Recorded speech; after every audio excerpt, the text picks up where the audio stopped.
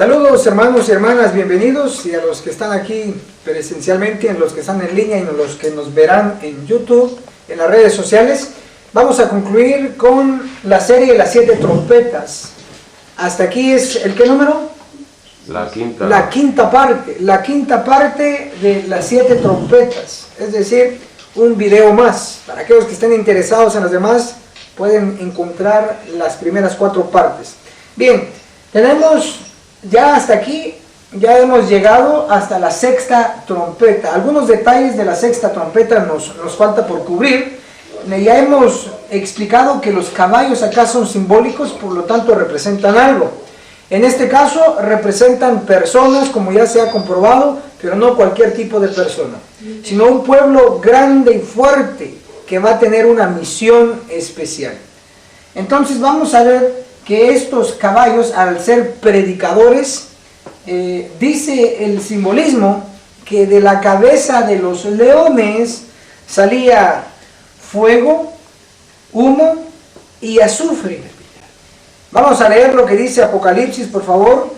Apocalipsis, capítulo 9, el versículo 18, dice: de estas 3 plagas fue muerta la tercera parte de los hombres, por el fuego, el humo y el azufre que salía de la boca de ellos. Entonces, lo que destruye, según este texto, es el fuego, el humo y el azufre, estos 3 elementos. Pero vamos a ver en qué sentido se cumple. Para ello se puede entender de que el fuego representa el Espíritu Santo, la presencia del Espíritu Santo. Es decir, los caballos tendrán la aprobación y el apoyo del Espíritu Santo. Eso se puede comprobar en Hechos capítulo 2, el versículo 1 al versículo 4. Allí van a encontrar la descripción del fuego, símbolo del Espíritu Santo, y la mayoría lo conocemos, así que lo vamos a dar por sentado. Ahora, por el otro lado, vamos a ver lo que significa el azufre, porque incluye, ¿no? Son 3 elementos, el fuego ya lo vimos. Ahora, ¿qué es lo que incluye? El azufre. Veamos el azufre. Para ello vamos a ir a Génesis, el capítulo 18. Génesis 18. Y en Génesis 18, el versículo 2 y el verso 3, ahí dice que aparecen 3 varones frente a Abraham. Y Abraham se inclinó a tierra.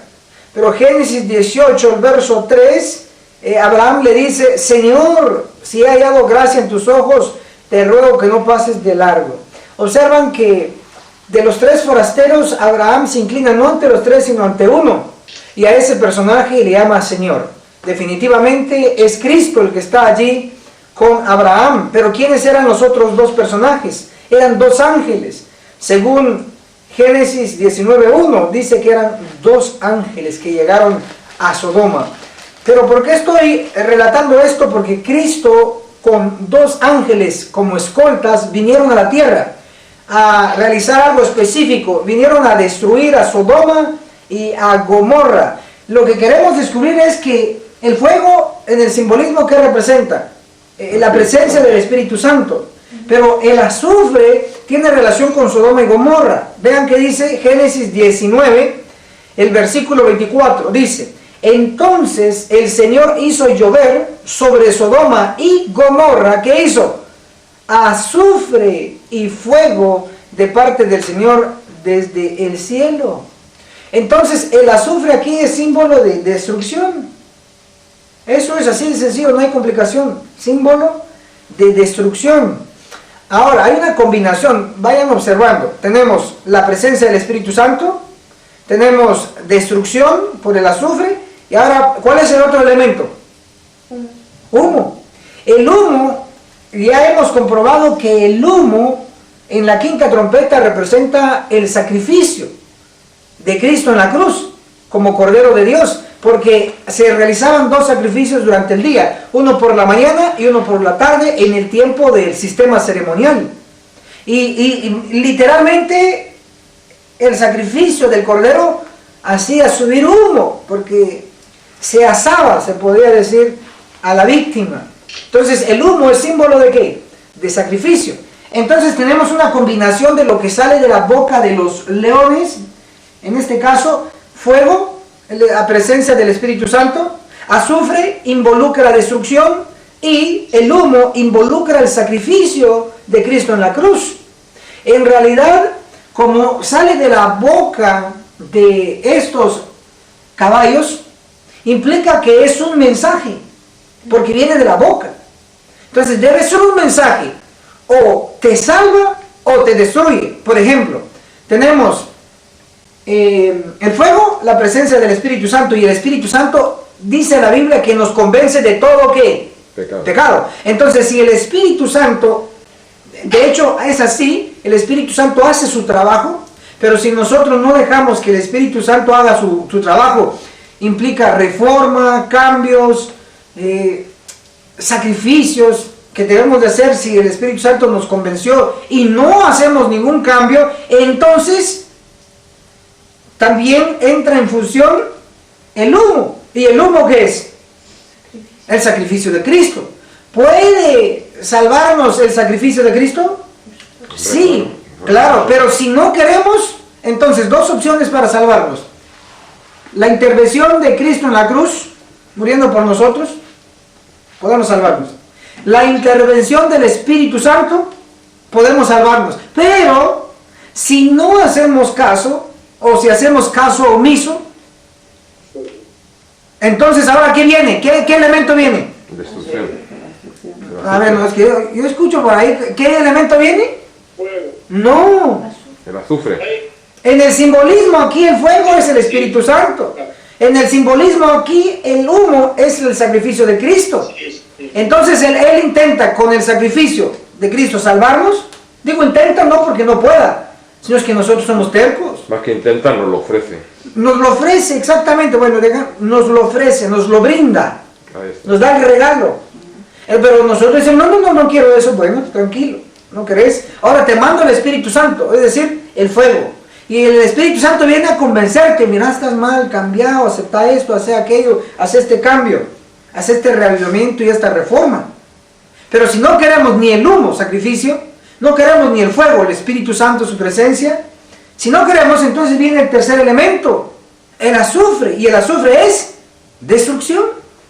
Por eso se ha dicho que si la verdad no salva, destruye. Así de sencillo.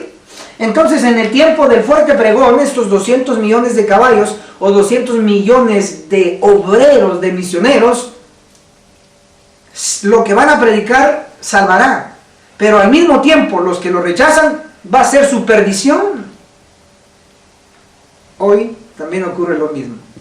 Bien, entonces creo que ahí el asunto de los tres elementos ya está claro. Hay un detallito más aquí. ¿Por qué en los caballos es cabeza de león? Debe haber algo, hay algún secreto. ¿Por qué cabeza de león? Y yo sé que ustedes quieren saber por qué de león. Símbolo de la tribu de Judá. Pero, oído eso, dice el hermano que por el león de la tribu de Judá. Tiene cierta relación, eso definitivamente, pero no directamente. ¿Por qué? Porque entonces diríamos que los 200 millones de caballos son de la tribu de Judá. Cosa que no es así. Cosa que no es así. Porque, ojo, solo de la tribu de Judá, según Apocalipsis 7, versículo 5, dice 12,000 de la tribu de Judá. Entonces está descartado el asunto de que la cabeza de león simboliza el hecho de que tienen conexión con la tribu de Judá. No necesariamente los 200 millones, algunos sí. Pero, ¿por qué cabeza de león? Aquí damos la respuesta. Hay algo peculiar que hacen los leones. ¿Qué es lo que hacen los leones? ¿No se recuerdan? Rugen, pero muy poderosos, son muy poderosos. Vamos a ir a la Biblia, al Antiguo Testamento, por favor, vamos a abrir por ahí. eso claman. Ellos claman, o sea, en forma en forma de león, digamos literal un león, ruge. Pero como estos no son leones literales, entonces ellos claman, predican. Pero aquí el término predicar está bajo el simbolismo de rugir. ¿Me voy explicando? Sí. Ok, entonces estos leones son leones porque van a rugir. Y el rugido va a ser tan fuerte que van a provocar un fuerte pregón. Van a predicar. Vamos a leerlo. ¿Dónde has dicho? Vamos a ir a la Biblia. Ahora les digo exactamente, permítanme. Vamos a leer Joel. Empecemos en Joel. Joel, capítulo 3.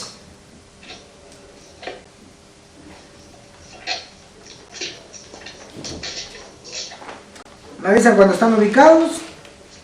Cuando quieras. Entonces, vamos a leer Joel capítulo 3, el versículo 16. Dice: el Eterno bramará. Oigan, ¿cómo dice? El Eterno bramará. ¿Cómo dice sus versiones? Ayúdenme. Dice, Jehová rugirá. Ahí está, esa es la versión que queremos. Dice, el Señor, el Eterno Dios, rugirá. Rugirá. ¿Quién es el que va a rugir?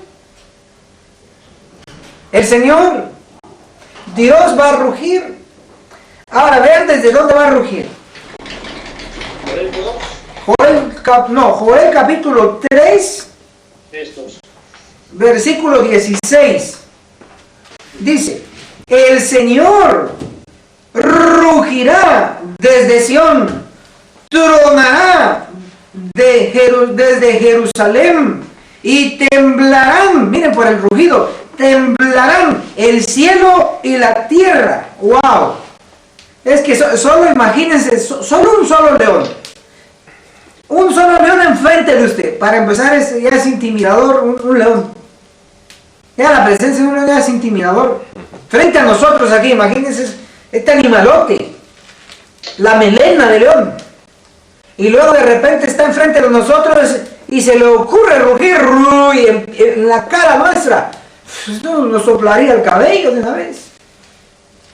Por eso dice que el Señor va a rugir ¿desde dónde? Desde Sión, desde Jerusalén, pero no Él, sino que Él a través de su pueblo. En este caso, a través de los 144,000, a través del número que va a crecer de 144,000 a 200 millones de predicadores. Aquí en mi versión dice dará, o sea que si darás, que da. Ajá, lo da. Ahora, vamos a ver ahora otros versículos. ¿Qué les parece para ir complementándolos? Vale. Porque aquí claramente dice que el Señor es el que va a rugir, ¿no? Lo dice, no lo estamos negando. Pero vamos a ver de que Él tiene medios para rugir aquí en la tierra. La clave está que como Él va a estar rugiendo desde dos lugares, desde Sión y desde Jerusalén. Ahora vamos a ver cómo se cumple esto. Vamos a ir a Isaías. O sea que Sion no es Jerusalén, no es lo mismo. No es lo mismo. O sea, en Jerusalén está el antiguo Sion, eso sí. ¿Sí? O sea, pero aquí la Biblia siempre hace la diferencia entre Sion, a ver si lo podemos ver luego en la siguiente serie, que es la serie de las guerras. Sion, sobre Sion estaba el palacio del rey. Interesante. Puesto de términos modernos, Sion pudiera ser la Casa Blanca de la Tierra Santa. No sé si me explico. O sea, la Casa Blanca es donde está el gobierno, donde está el presidente de Estados Unidos. No está en cualquier lugar. Entonces, allá en Estados Unidos la Casa Blanca está en Washington, D.C., ¿cierto? Pero específicamente en lo que se llama Casa Blanca. El palacio, pues, por decirlo así. Entonces, sobre Sion estaba el palacio del rey. Interesante. Que desde el Sion va a rugir. Pero no solo desde Sion, desde el palacio, sino que abarca la ciudad entera. En este caso... Pero Sion y Jerusalén están en la tierra. Sí, están en la tierra, obviamente. Es que... Entonces, la ciudad aquí que es Jerusalén, literal. Jerusalén literal, aquí en el Medio Oriente. O sea, aquí en la tierra. Entonces, en Jerusalén, la ciudad, en algún momento el Señor la va a limpiar, como se va a ver en otros temas. Entonces, a Jerusalén, la ciudad, y Sion está dentro del territorio de la ciudad antigua. Entonces Dios va a rugir desde Sion, porque ahí está el palacio. Quiere decir que el que esté como rey y reina, cabe decirlo, también van a rugir. Y los que estén en Jerusalén también van a rugir. Ahora vamos a ver quiénes eran los que estaban en Sion y en Jerusalén. Si mostramos quiénes estaban en Jerusalén, vamos a mostrar quiénes van a rugir. ¿Qué les parece que vayamos a Nehemías? Nehemías capítulo 11. El versículo 1. ¿Me avisan cuando están ahí ubicados? Como quieras. Bueno, dice así. Nehemías 11, el versículo 1, dice la palabra del Señor. Los jefes del pueblo habitaron en Jerusalén. Subrayen jefes, si desean. Y el resto del pueblo echó suertes para que 1 de cada 10 habitaran en Jerusalén, ciudad santa, y las otras 9 partes vivieran en otras ciudades. Entonces, ¿quiénes habitaban en la ciudad de Jerusalén? Los jefes, los líderes, los gobernadores y representantes del pueblo. Ojo entonces, dice que el Señor, Dios, va a rugir desde Sion. ¿Y quién estaba en Sion? El rey, ahí estaba el palacio. Quiere decir que el liderazgo va a rugir. Pero también en el resto de la ciudad había otros tipos de líderes. La 10ª parte, dice. Del pueblo. Exacto. Se seleccionaba parte del pueblo para que habitara en Jerusalén, para representar completamente a todo el pueblo. ¿Tenían que ser jefes de liderazgo o podían ser gente normal? No, el liderazgo, por mencionar jefes de tribus. ¿Me explico? Como aquí no lo dice, por eso te digo. Sí, pero en el análisis profundo era así. ¿Sí? Pero por el momento, ahí por lo menos sí dice jefes, ¿sí o no? Los jefes del pueblo habitaron en Jerusalén. Eso está claro. Los jefes ¿de qué? De un pueblo. ¿Qué pueblo?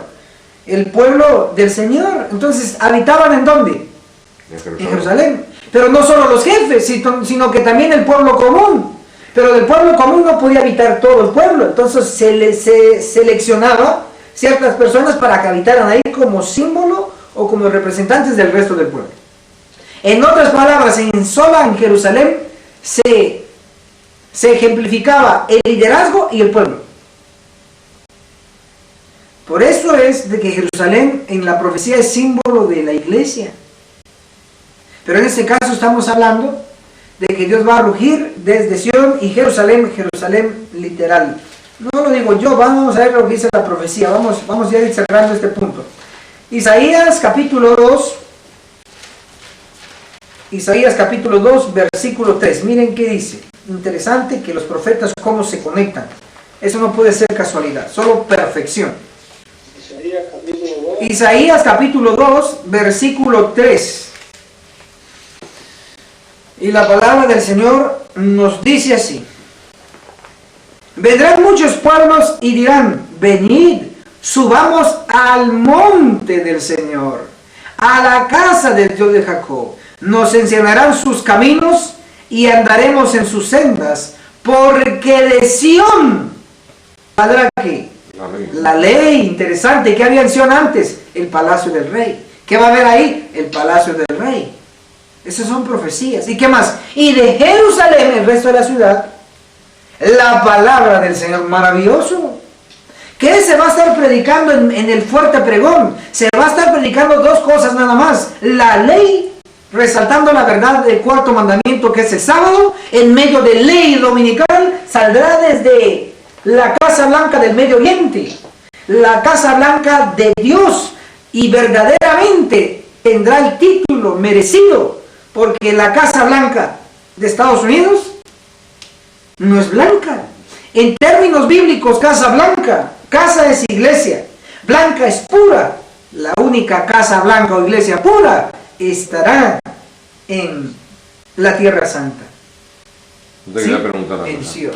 Aquí como dice que la palabra saldrá de Jerusalén, y por lo que hemos leído antes, en Jerusalén va a haber un 10%, porque 9 que estaban viviendo en otras ciudades, o sea, solo en Jerusalén iba a haber un 10% del pueblo.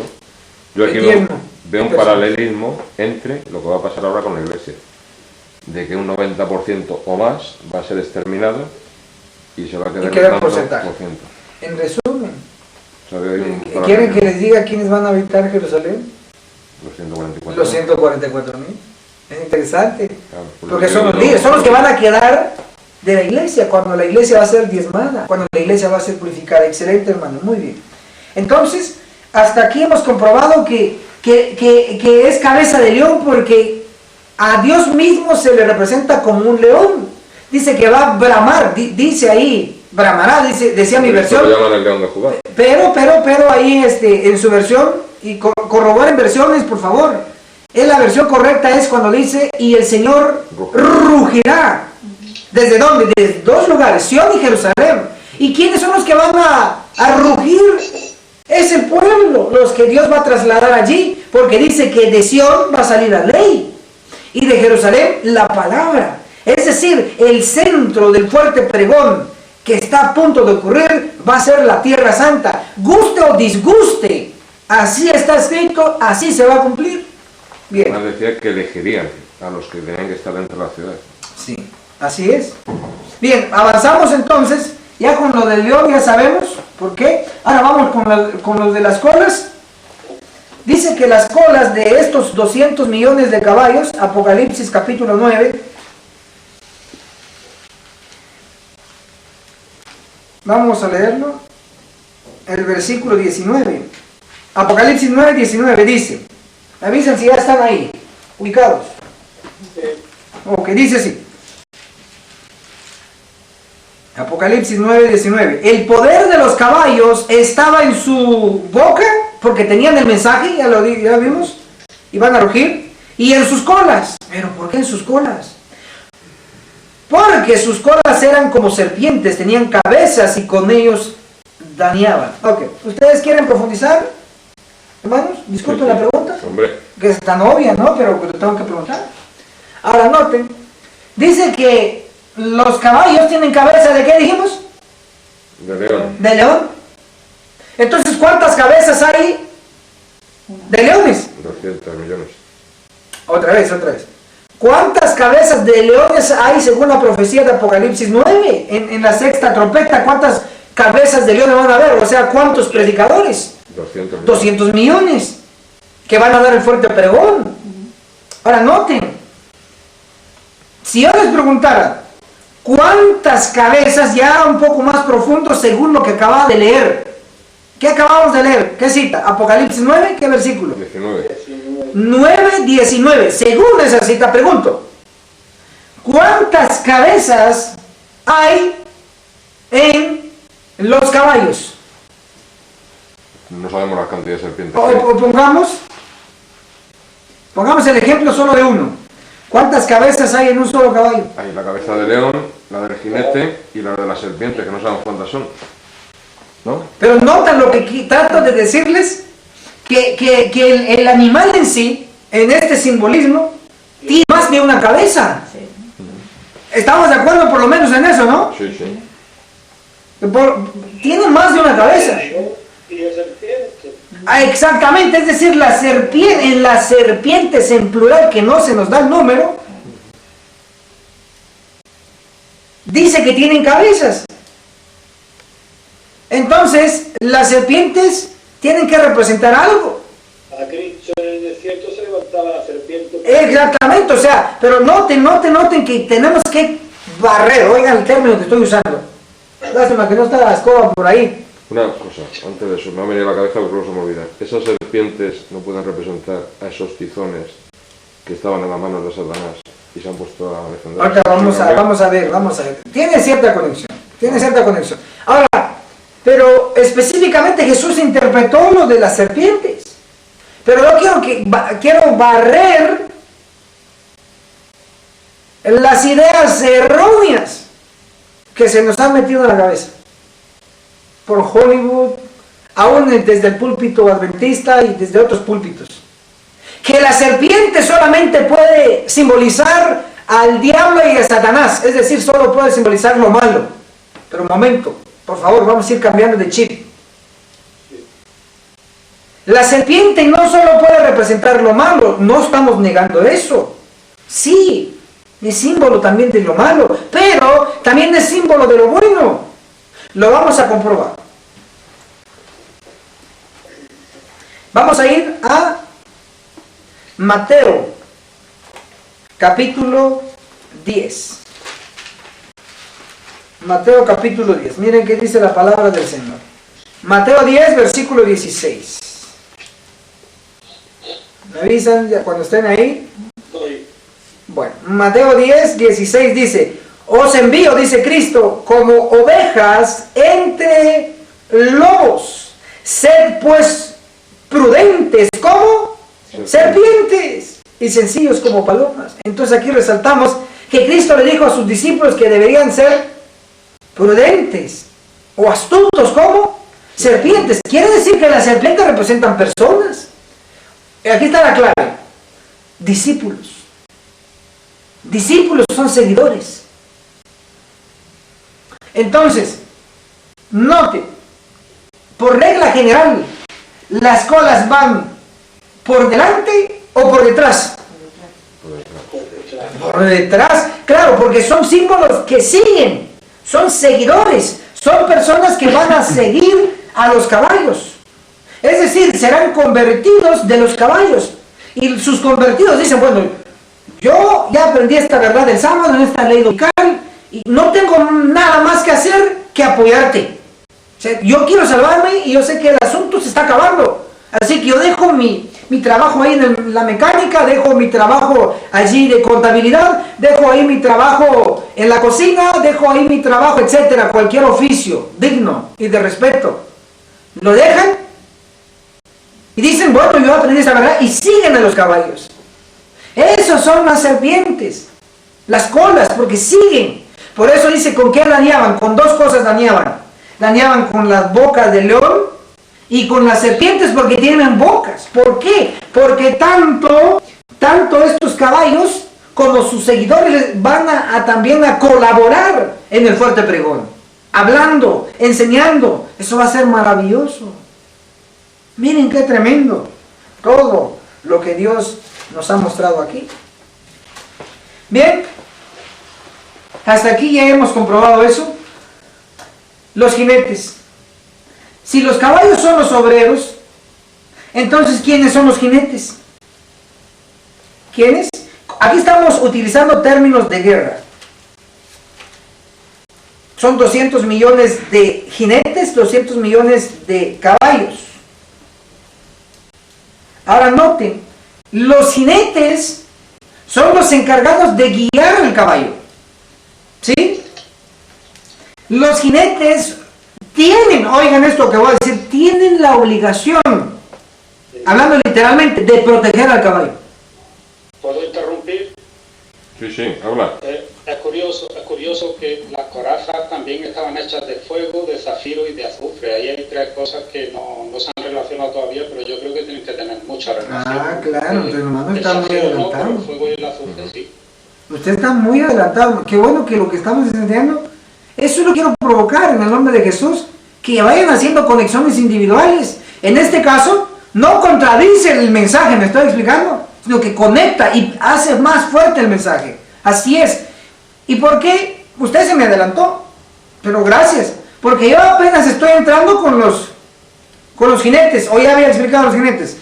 No, por eso apenas estoy entrando, pero ya se nos adelantó, pero me alegra, ¿por qué? Porque él está encontrando las conexiones. Pero ya se me adelantó, pero está bien, no hay problema, no pasa nada, avanzamos.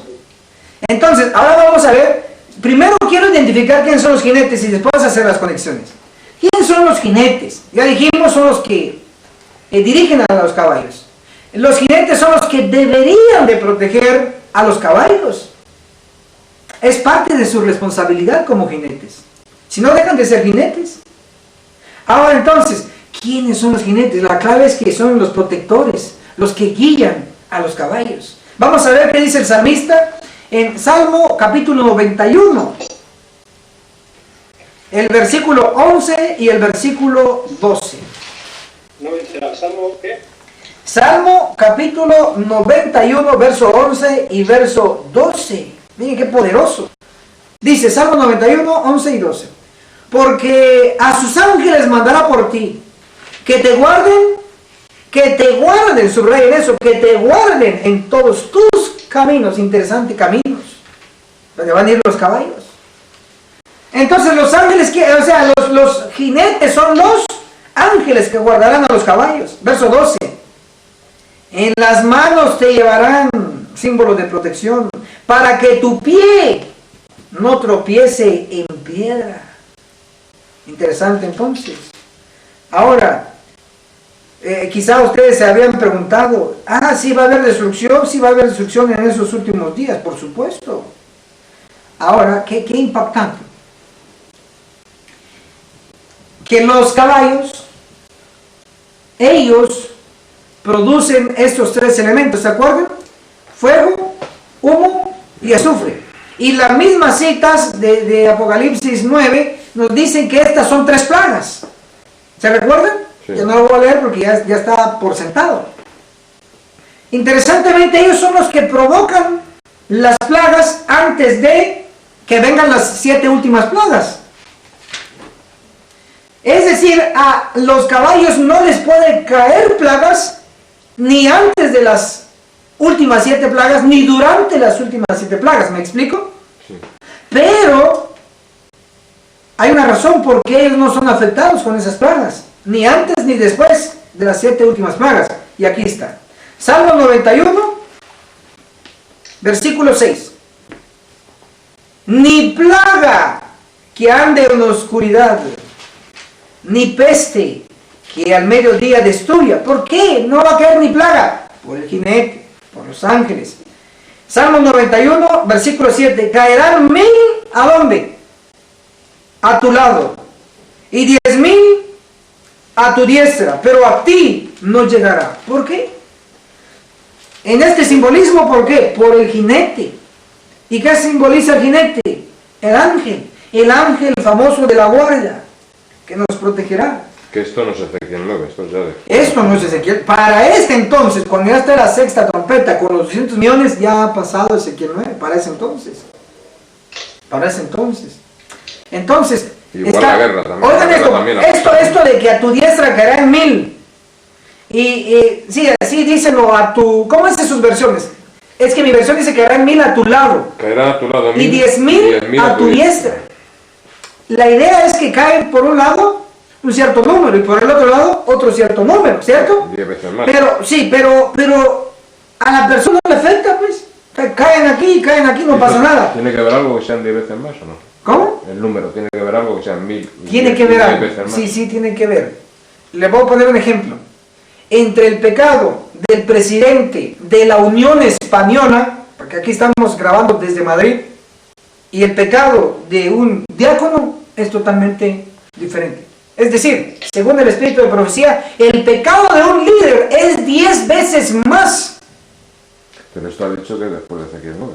Sí, pero acuérdense que también hay ya, después de Ezequiel 9 hay liderazgo, no necesariamente en la iglesia adventista, sino en las otras denominaciones. Ustedes saben que eso de asunto de la conferencia general no lo inventó la iglesia adventista, sépanlo. Hermanitos queridos, chulos. Eso de la frase conferencia general no lo inventó la iglesia adventista. Lo copiamos, hay que ser sinceros, de la iglesia metodista. De la iglesia donde era Elena de White. En otras palabras, después de Ezequiel 9, ¿seguirá existiendo la iglesia metodista? Sí. Sí, y entonces tendrán presidente de conferencia general. No sé si me están explicando. Sí. Entonces, queridos hermanos, todo esto es maravilloso. Lo que nos falta es a veces un poquito más de tiempo y más fuerzas. Hay que orar. Ok, entonces seguimos avanzando. Y hasta aquí, ¿qué hemos descubierto? Ya todo el simbolismo. Y solo concluyo ya con lo que el hermano hacía referencia, y claro. Antes de concluir, ese otro punto se me ha ido. ¿Cómo? Esto es después de la Tercera Guerra Mundial. Claro, esto es después de la Tercera Guerra. Ha pasado la guerra. Porque ya para ese entonces ya están los 144,000 y su número va a crecer a 200 millones de predicadores. Sí. La primera plaga cayendo. ¿Cómo? La primera plaga ya cayendo. Las primeras 3, antes de las últimas 7, que ya lo hemos explicado, ¿verdad? Porque tenemos una serie de eso. Ok. Ahora vean esto, vamos a ir a... Miren, a mí hasta la Biblia ya se me está despedazando, así que... Eso es buena señal, eso. Es buena señal, pero también ya hay que cambiar una, ¿no? O por lo menos un forrito, porque ya se me está destartalando o desarmando. Ok, Apocalipsis capítulo 9 dice aquí el detalle de lo que llevan los jinetes. Ahora centrémonos en los jinetes. Hasta aquí ya sabemos que son ¿quiénes, hermanos? Los jinetes. Ángeles. Ángeles, excelente, porque son protectores. Ok, vamos a leer lo que dice allí. El verso 17. Dice, los caballos y jinetes que vi en visión tenían ¿qué? Corazas de color del fuego. Zafiro y azufre. De, ¿qué más dice sus versiones? Zafiro y azufre. De zafiro y azufre. Ajá, de zafiro, en el mío dice de jacinto y de azufre. Ok. Entonces, ¿qué conexiones tenemos aquí?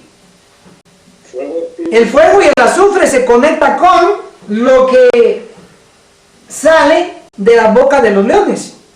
¿Se acuerdan que hicimos en otro video, en otro tema de esta serie de las 7 trompetas? Hicimos un paralelismo entre la primera trompeta y la sexta trompeta. Exacto. En el orden. En el orden, ¿cierto? Pero había ciertos elementos. Y allá entre la primera trompeta y la sexta trompeta solo había un punto de conexión. ¿Cuál era? ¿Se acuerdan? El fuego. Aquí, a diferencia de la comparación anterior, no hay una sola conexión. ¿Cuántas conexiones hay? 2. 2. ¿Qué viene siendo? El fuego y el azufre. El fuego y el azufre. Conexiones no entre primera trompeta y sexta trompeta, sino ahora conexiones entre los 200 millones de caballos y los 200 millones de jinetes. Porque su coraza, ¿de qué era? Dice, de fuego, de ¿fuego? azufre y de zafiro. Fuego, azufre y ¿de qué más? De zafiro. Entonces aquí tenemos el fuego, azufre en conexión con los caballos. ¿Por qué? Sencillamente, hay otro tema, por el momento no lo podemos desarrollar, pero les doy una idea. Hay una profecía donde habla de caballos y dice que sus jinetes van a ser avergonzados. Oigan, lo repito otra vez. Hay una profecía donde dice que los jinetes van a ser avergonzados. Y la pregunta es, ¿quién va a avergonzar a los jinetes? Solo puede haber una respuesta: los caballos. Sus caballos. Lo que estoy tratando de demostrar es, cuando dice que hay conexión entre lo que lleva el jinete y lo que produce de la boca los caballos, es que hay una íntima relación entre jinete y caballos. Ahora, yo les voy a decir lo siguiente. Todos tenemos un ángel de la guarda, todos. Lo que ocurre es que no lo tenemos fijo, hasta ahora. Lo tenemos sí, pero no fijo. Que de repente pecamos y somos tercos y necios, que así lo somos y hay que aceptarlo. Pero por su misericordia del Señor que nos ayude. Pero si seguimos en el pecado, llega un punto donde pasamos la raya, la línea, la roja. Entonces el Señor dice, quítate. Igual que se están deteniendo los vientos, ¿cuántos ángeles? 4, ¿se acuerdan? El Señor dice, deténlos todavía. Pero hasta que se pase la raya, el asunto dice, suéltalos. En este caso, está esperando el sellamiento, por eso están siendo detenidos. Eso como lo que dijiste ayer. Exacto. La segunda ya no están en terreno peligroso, ya se han pasado. Sí. Misericordia. Eso es pura misericordia. Que eso me impresiona mucho, amigo. Sí, esto es tremendo. Y esto es real, no son cuentos. Entonces, miren qué pasa. Miren qué pasa. Están luchando contra Dios. Sí, eso es así. Pero, ¿qué les parece que ahorita dejemos un poquito a los demás y nos veamos a nosotros? Porque se supone que nosotros queremos estar aquí en uno de esos caballos. Sorprendente que se nos va pasando el tiempo. Yo pensé que media hora ya se... No, yo creo que este va a ser nuestro último estudio. Digo, antes de partir. Pero me refiero aquí los ángeles, ¿lo tenemos fijo? Aún no. ¿Lo tenemos? Sí. ¿Y de qué lado está el ángel protector de nosotros? ¿Alguien sabe? Al lado derecho. Al lado derecho, dice el hermano. ¿Usted, hermano, dónde cree que está el ángel? ¿Al frente, atrás, al derecho, a la izquierda? ¿Dónde estará? ¿Ah? ¿Por ahí? ¿Ah? Encima. Ah, encima, dice el hermano. Ah, porque él está ahí en el El simbolismo. caballo. Él es el jinete. Ah, bueno, el hermano está usando la lógica. Felicitaciones, hermano. Entonces, si fuera así, entonces ya seríamos caballos. ¿Somos ya caballos? No. Ok, por favor, ojo lo que les voy a decir. Por eso queríamos cosas profundas, queríamos ir lentos y yo dije vamos a ir lentos y profundos. Amén. Los caballos de Zacarías 6 no tienen jinetes. ¿O tienen? No. No. Ahí sí estamos nosotros ahora representados por un tiro en el cuarto carro. Voy a aprovechar los cuadros porque vuelvo a repetir tanto que me cuesta cargar. Cuando yo cargo esto rojo se me pone aquí. Me quito la camisa rojo, porque tengo que llevar mi maleta y esta y dos y cargado. Yo dije, entonces si está aquí, ¿por qué no usarlo, no? Entonces Zacarías, capítulo 6. Hagamos la diferencia porque tenemos menos de 10 minutos para terminar, ¿cierto? No, hombre, no. Te quedan 20. Ah, me queda 20. Pues no me había asustado. Ok, entonces, aquí Zacarías capítulo 6, del 1 al 8, tenemos 4 carros. Los primeros 3 solo tienen un tiro y un solo color de caballos. Pero el cuarto, que es la última, en este caso el carro representa a la iglesia, que eso ya se ha estudiado, y si no, pues solicito información en los comentarios. Carro. El último carro tiene 2 tiros. Uno son los obreros, los grises, ni blanco ni negro. Son los que están al frente de la iglesia, que ni son cristianos ni mundanos. Abrazan un poco al mundano en la iglesia y abrazan al otro que está un poco firme en la iglesia. O abrazan aquí a Barrabás y a Cristo no lo sueltan tampoco. Hipócritas. Así de claro. Aquí están los caballos grises. Y por el otro lado están los caballos rucios rodados, que muy bien podemos traducirlo en un término moderno, cafés fuerte. Por eso aquí ven otro colorcito definido. No está ni en blanco y negro, no está jugando, no son definidos. ¿Dónde cabe la posibilidad? Ojo, dijo cabe la posibilidad porque cada quien debe decir si sí o no. ¿Dónde cabe la posibilidad que nosotros estamos? ¿En los grises o en los rucios rodados? En los rucios rodados. Ahora, ¿ustedes ven ahí a un jinete? No. ¿No hay? Por lo tanto, el jinete, no estoy diciendo que no esté, solo estoy diciendo que no está montado. Digamos. No sé si le captan o no. Sí, sí. Sí. Esto no es broma, esto es real, hermano, esto es real. Esto es real. Yo no sé a ustedes si les ha pasado que están durmiendo. En realidad no están ni dormidos ni despiertos. Están como el delfín. Mitad dormido, mitad despierto. ¿Les ha pasado o no? Y de repente sienten algo muy pesado. ¿Les ha pasado? Hermano Muela, hermanos aquí presentes. Sí, pero eran del enemigo. No, sí les ha pasado o no. Sí. Yo no recuerdo. No recuerdo, hermano. Bueno, tiene que recordar por ahí. Es un demonio. Eso pues me lo hizo una mujer. Oigan esto, miren, si ustedes dan acceso a eso, denlo. A mí se me pasó una vez Ah, bueno, entonces, hermano, algo tiene que cambiar.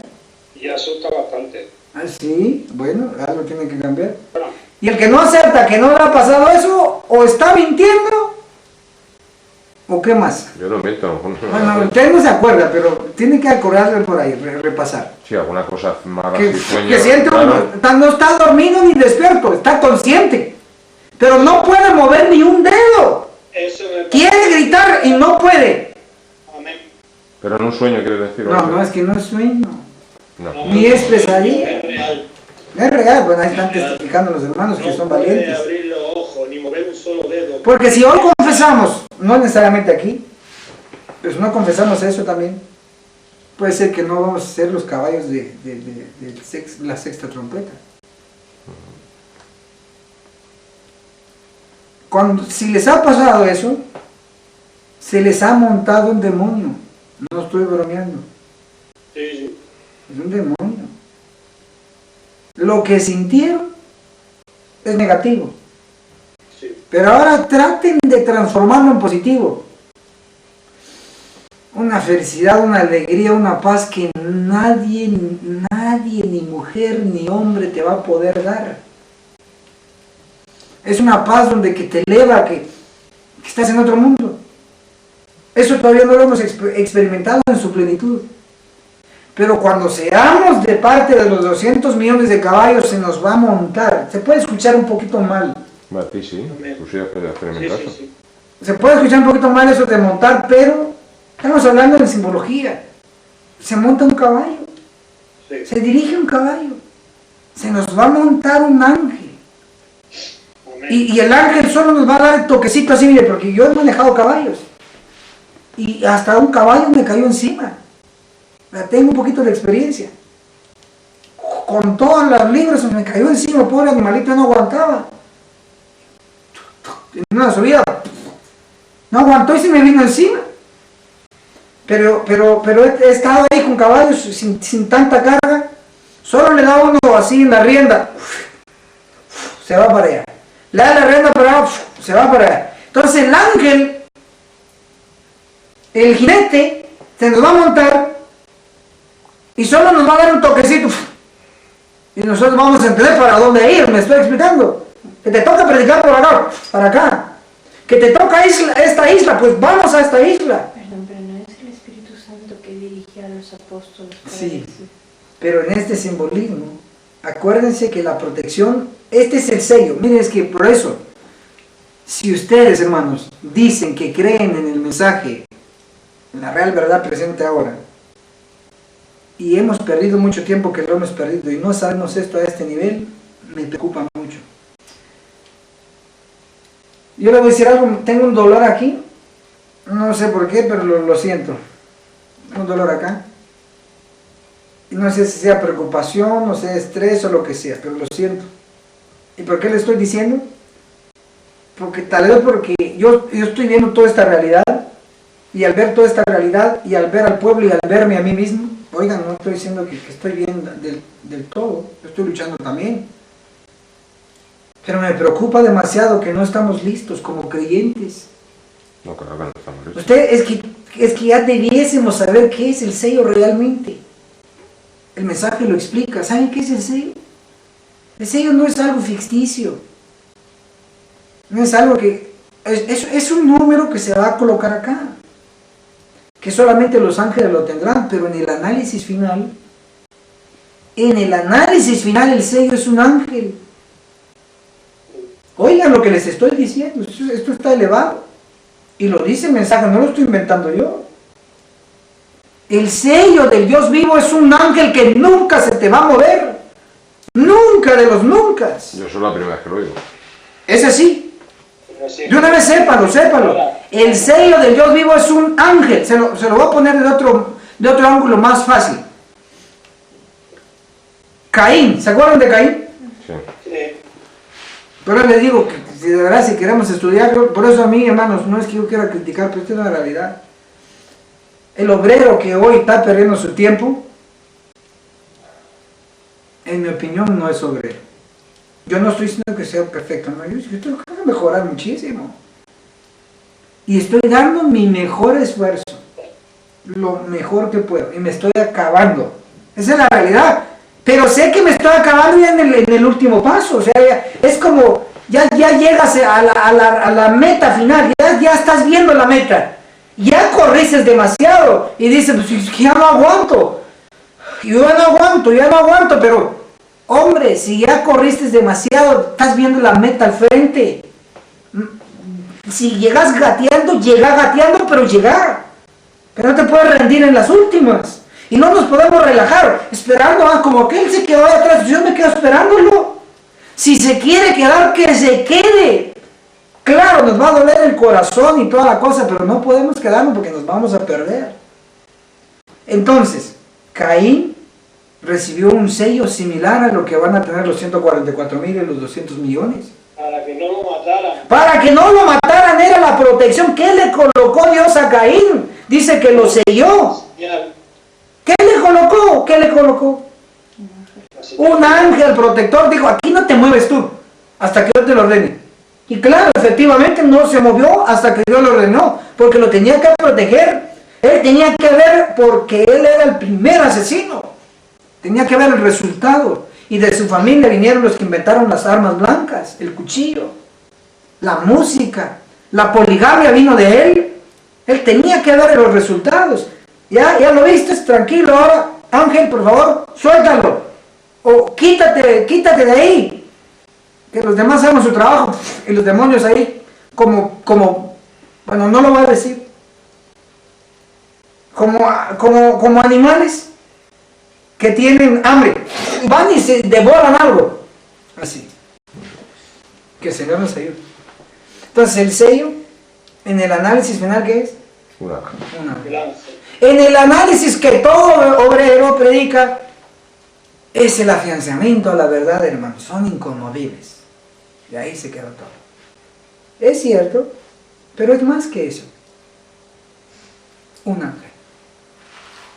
Y eso no implica que el Espíritu Santo no va a estar. Ojo, es que el Espíritu Santo, no estamos viendo que los caballos, ¿qué sacan de la boca? Digo, los caballos, la boca de león, ¿qué saca? No, pero hablando del Espíritu Santo, ¿qué saca? En el simbolismo, fuego. Ellos tienen el Espíritu Santo, por supuesto. El hecho de que Pedro tenía el Espíritu Santo, estaba lleno, no implicaba que el ángel no estaba ahí dirigiéndole. Claro, tanto el ángel como el Espíritu Santo y aún los humanos, hay una conexión, hermanos, que eso se llama la unidad. No, Jesús lo dijo, Padre, que ellos sean uno como tú y yo somos uno. Es una conexión entre ser humano, ángel y el Espíritu Santo. Impresionante. Entonces, hasta aquí, hermanos queridos, hemos analizado las trompetas. Y cerramos ya con lo siguiente. La séptima no la damos, ¿no? Sí, esto se da aquí en unos segundos. Vale, porque ahorita van a dar por qué. Te quedan 9 minutos. Tenemos aquí, entonces ya cerramos la sexta trompeta. Ahora vamos a la séptima trompeta. Y la séptima trompeta, hermanos, la séptima trompeta no es nada más que las 7 plagas. ¿Qué dijimos? Que cada trompeta es ¿qué? Naturaleza destructiva.